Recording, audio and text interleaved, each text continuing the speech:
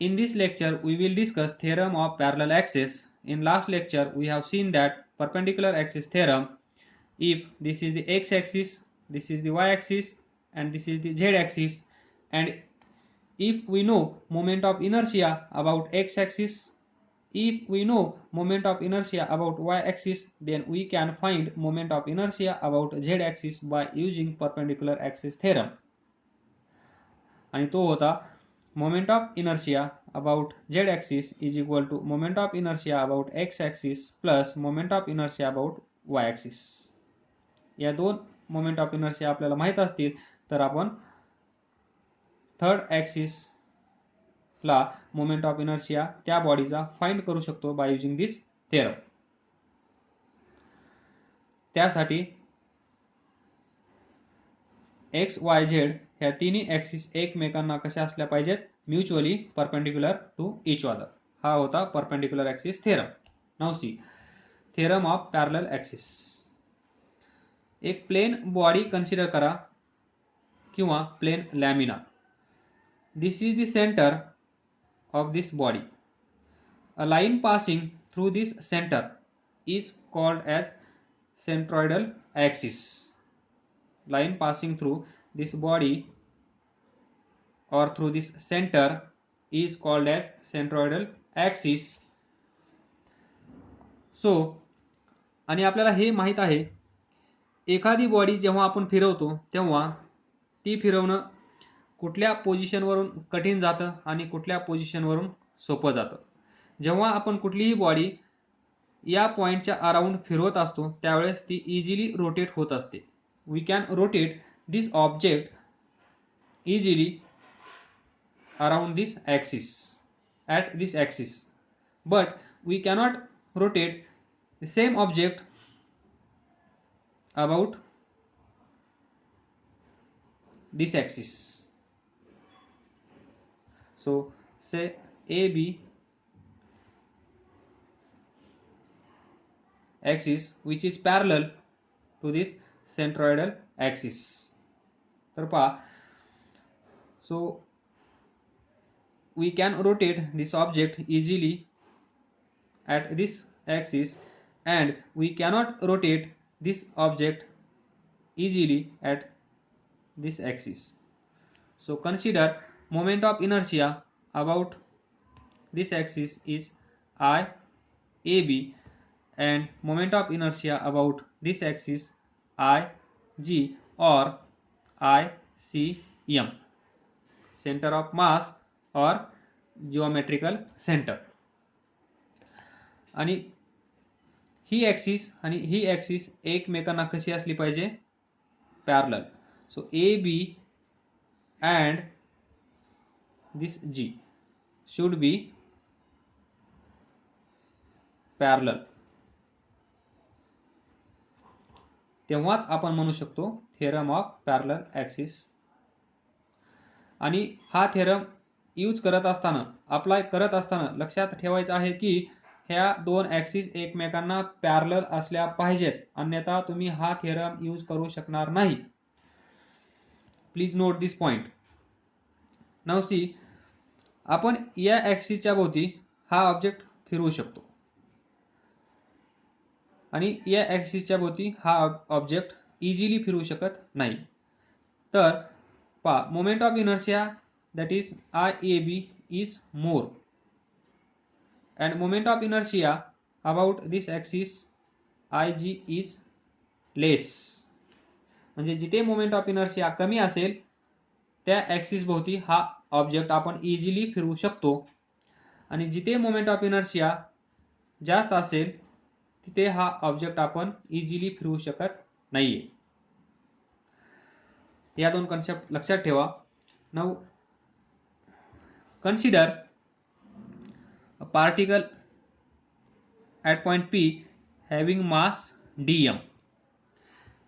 आपण मागच्या लेक्चरमध्ये असं डिस्कशन केलं आहे की जेव्हा आपल्या समोर कुठल्याही शेपची बॉडी येते सिंगल पार्टिकल सोडून, पहा ही एक ॲक्सिस आहे, इथे एक पार्टिकल आहे, त्याचा मास dm आहे, परपेंडिक्युलर डिस्टन्स r आहे, ही ॲक्सिस AB असेल तर moment of inertia about A B आपण कसा फाइंड करतो, मास dm आणि हे परपेंडिक्युलर डिस्टन्स त्याचा स्क्वेअर, हे लॉजिक यूज करून.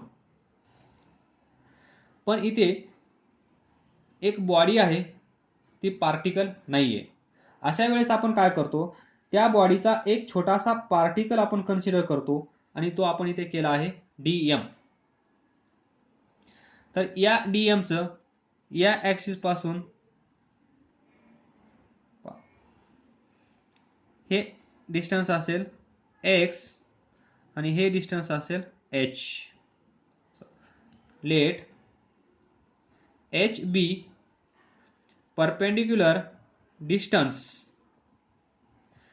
between these two axes, these two parallel axes. आपल्याला माहित आहे ही एक लाईन असेल, ही एक लाईन असेल, तर या डिस्टन्सला आपण काय म्हणतो, perpendicular distance between these two lines h here.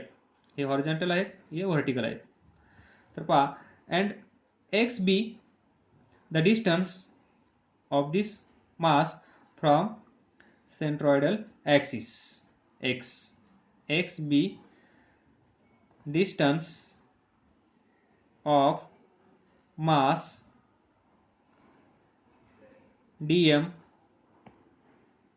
from this axis, centroidal axis.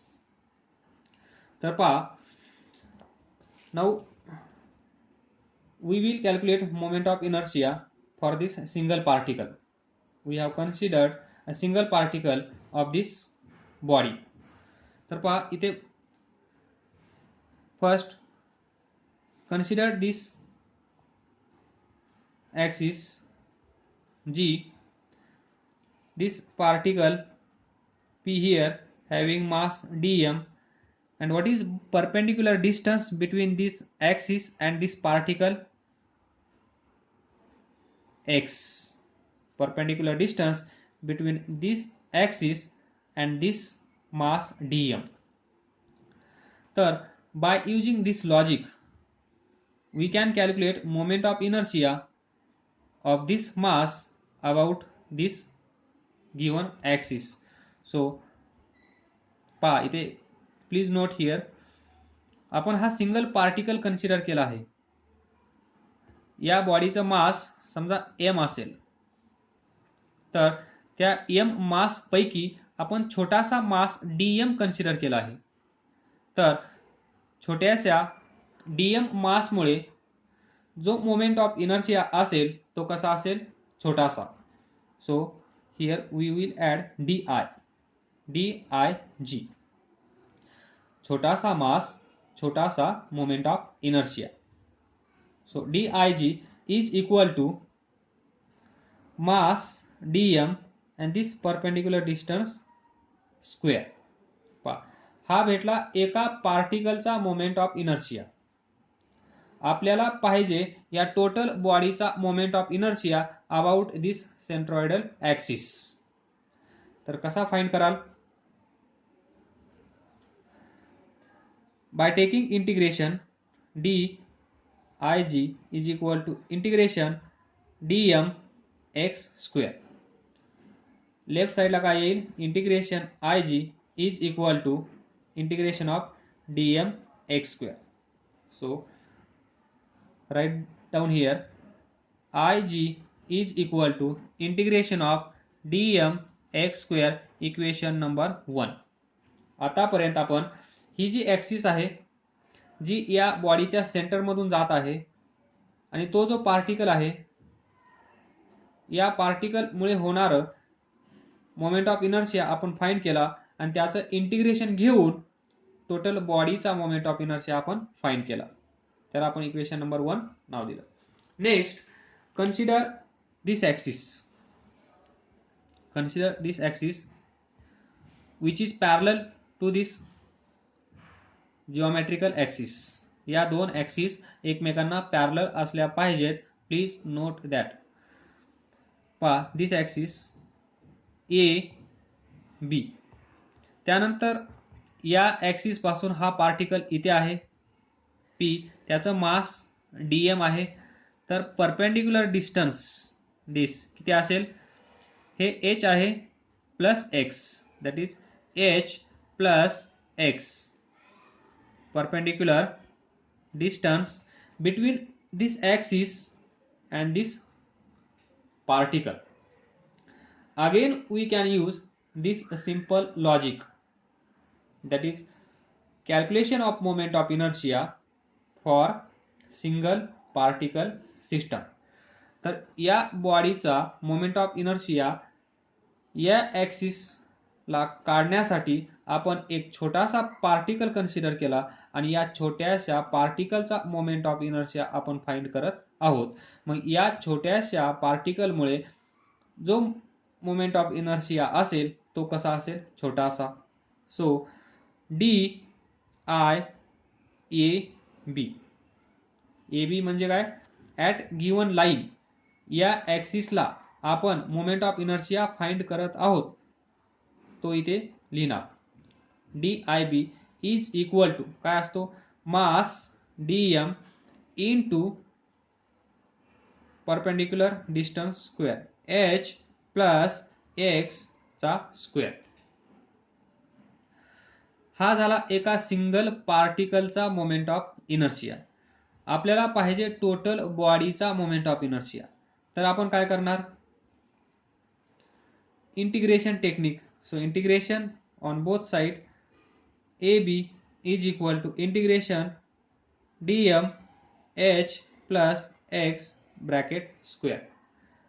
Left साइडला integration about A B axis is equal to integration of D M bracket A plus B चा square. काय असेल मग, H square plus 2hx plus X square. Solve this bracket, D M H square plus D M 2hx plus integration of D M X square. पहा, integration D M X square, see here integration D M X square, याला आपण काय लिहू शकतो, I जी. हा moment of inertia कुठे आहे, about this axis, about this axis which is passing through centre of mass of this body. and here see h is a distance between these two axes.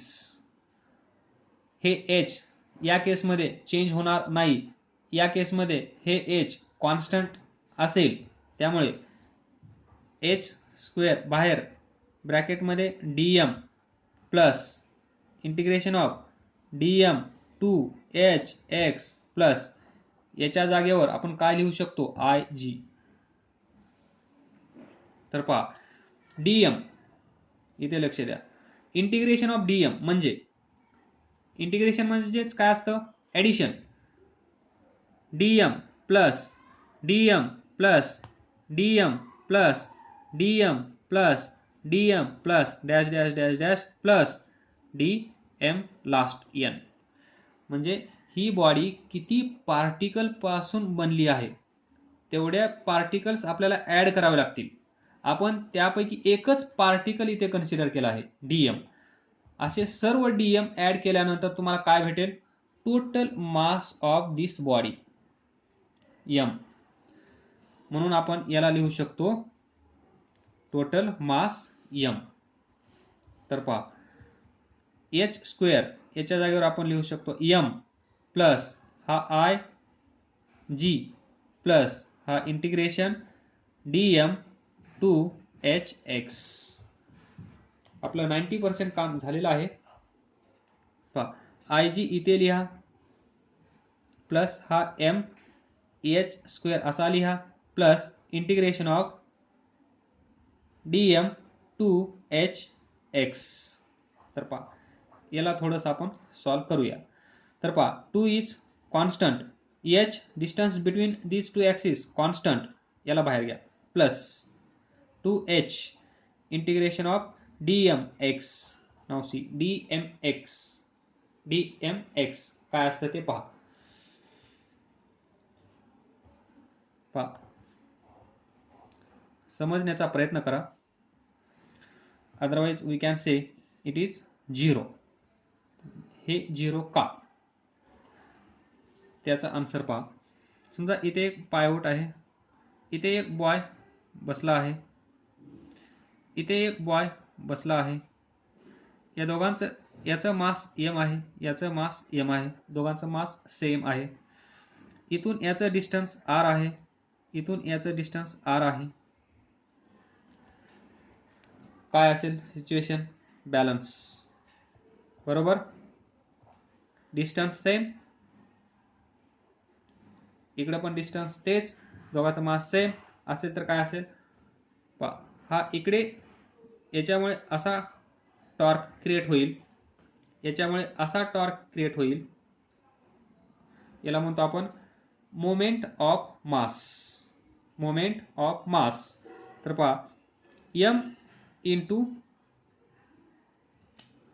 Torque काय असतो? Force into radius. Force म्हणजेच मास. m into r. या साईडला कसा असेल? mr या direction मध्ये. याच्यामुळे क्रिएट होणारा कसा असेल? या डायरेक्शन मध्ये mr. तर पहा, हा इकडे येत आहे, हा इकडे येत आहे. म्हणजे हा कसा आहे? Anti clockwise. हा कसा आहे? क्लॉकवाईज.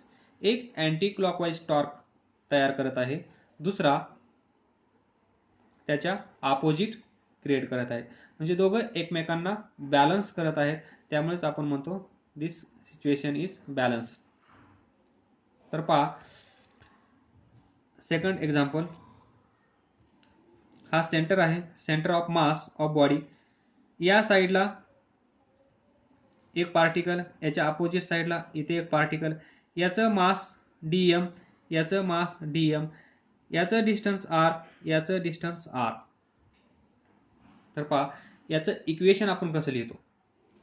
या साईडचं समजा हा m1 r1, हा m2, हा r2. तर m1 r1 is equal to m2 r2. यालाच आपण असं लिहितो, इज इक्वल टू का? हा असा आहे, हा असा आहे. एक पॉझिटिव्ह आहे, एक निगेटिव्ह आहे. मग आपण हा पॉझिटिव्ह कन्सिडर केला, हा निगेटिव्ह कन्सिडर केला, तर या साईडला कसा असेल? याच्या अगोदर m1 r1 minus m2 r2 is equal to 0. तर हा मायनस इकडे जाऊन प्लस होईल. त्यामुळे मग m1 m2 सेम आहेत, r1 r2 सेम आहेत. तर काय होईल?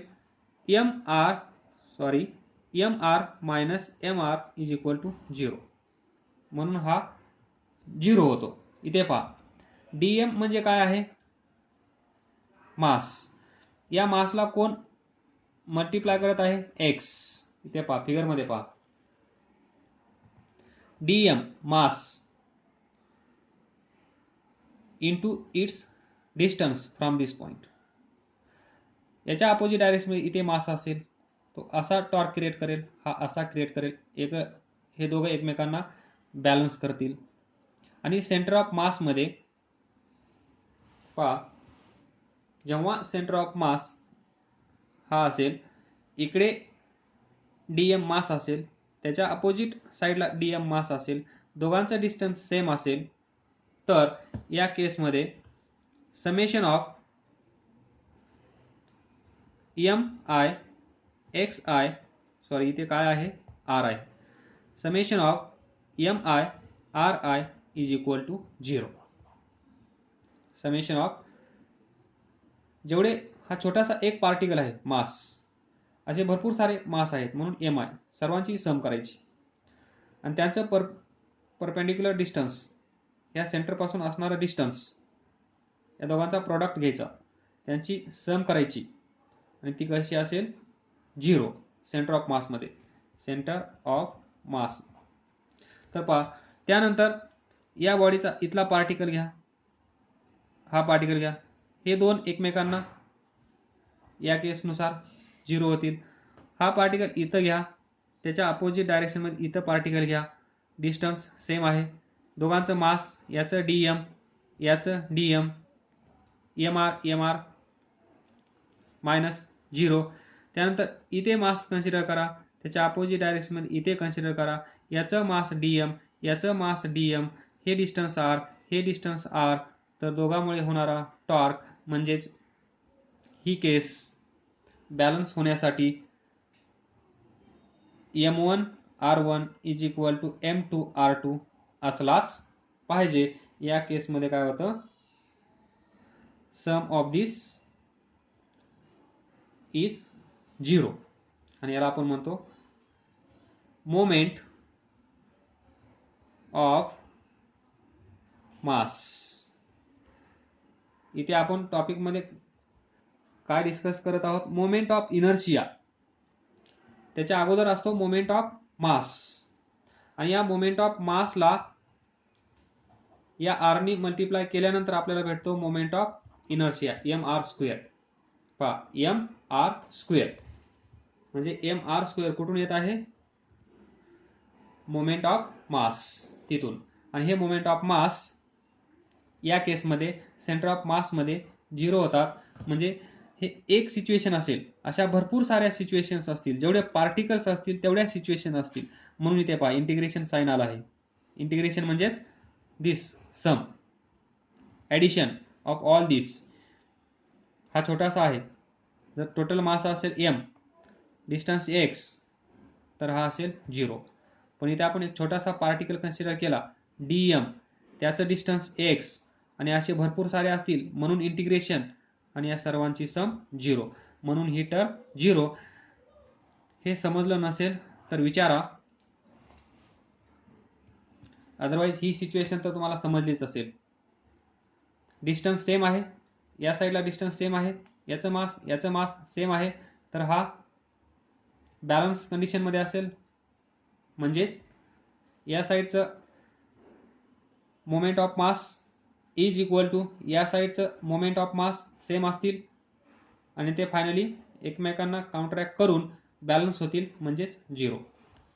तर पहा, म्हणून हा जो टर्म आहे तो 0 होऊन जातो. त्यानंतर मग आपण असं लिहू शकतो, लेफ्ट साईडला काय आहे, I AB is equal to IG plus MH square and this is parallel axis theorem. याचा अर्थ काय असेल पहा, कंडिशन्स पहा. या दोन ऍक्सिस एकमेकांना पॅरलल असल्या पाहिजेत. पहिली कंडिशन काय आहे, दोन ऍक्सिस एकमेकांना पॅरलल असल्या पाहिजेत. First, two axis must be parallel to each other. ज्यावेळेस आपण पॅरलल ऍक्सिस थेरम यूज करणार, अप्लाय करणार, त्यावेळेस आपल्या डोक्यात सर्वात अगोदर काय आलं पाहिजे, त्या दोन ऍक्सिस एकमेकांना पॅरलल असल्या पाहिजेत. ही याला पॅरलल आहे, त्यावेळेस आपण हा थेरम यूज करू शकतो. त्यानंतर सेकंड, ही बॉडी, ह्या ज्या दोन ऍक्सिस आहेत, या दोन ऍक्सिस पैकी एक ऍक्सिस हमेशा हमेशा हमेशा जी सेंटर मधून पास झाली पाहिजे, सेंटर ऑफ मास मधून पास झाली पाहिजे, ती सेंट्रॉइडल ऍक्सिस असली पाहिजे. ती जिओमेट्रिकल सेंटर मधून पास केली गेलेली असली पाहिजे. म्हणजे out of two axis, one axis should pass through its center of mass. आणि हा थेरम आपण कधी यूज करतो पहा, जर आपल्याला मोमेंट ऑफ इनर्शिया माहित असेल या ऍक्सिसला, आणि तो माहित असतोच, ही ऍक्सिस सोडून पहा, ही एक रिंग आहे, या रिंगचा moment of inertia about it's geometrical axis और सेंट्रॉइडल ऍक्सिस आपल्याला माहित असतोच. ही ऍक्सिस सोडून कुठेही जर आपल्याला मोमेंट ऑफ इनर्शिया काढायचा असेल, म्हणजे इथे इथे इथे इथे कुठेही, किंवा टँजंट इथे या टँजंटला सेमच असेल, कुठल्याही टँजंटला काढा, काही प्रॉब्लेम नसेल. पण कुठल्याही पोझिशनला ही पोझिशन सोडून जर आपल्याला मोमेंट ऑफ इनर्शिया फाइंड करायचा असेल तर आपण हा थेरम यूज करू शकतो. पण ही ॲक्सिस या ॲक्सिसला पॅरलल असली पाहिजे, हे लक्षात ठेवायचं आहे. पहा, ही जी रिंग आहे, ही ॲक्सिस सेंट्रॉइडल, आपण जर टँजंटला इथं मोमेंट ऑफ इनर्शिया आपण फाइंड करत असाल तर ही ॲक्सिस पहा, ही याला पॅरलल आहे. पण हॉरिझॉन्टल, व्हर्टिकल, हे सर्कल, ही ॲक्सिस असेल, ही ॲक्सिस पहा, आणि इथं असेल टँजंट. ह्या दोन पॅरलल आहेत, पण ही ॲक्सिस पॅरलल नाहीये. That is this axis, he parallel नाहीये. तर चुकून पण तुम्ही इथे हे लॉजिक वापरायचं नाहीये.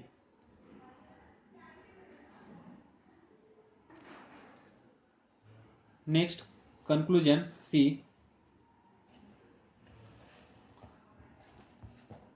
मोमेंट ऑफ इनर्शिया काय आला by parallel axis theorem? I AB is equal to IG plus mh square, where Ig is moment of inertia about axis which is passing through its center of mass, m mass of this body, h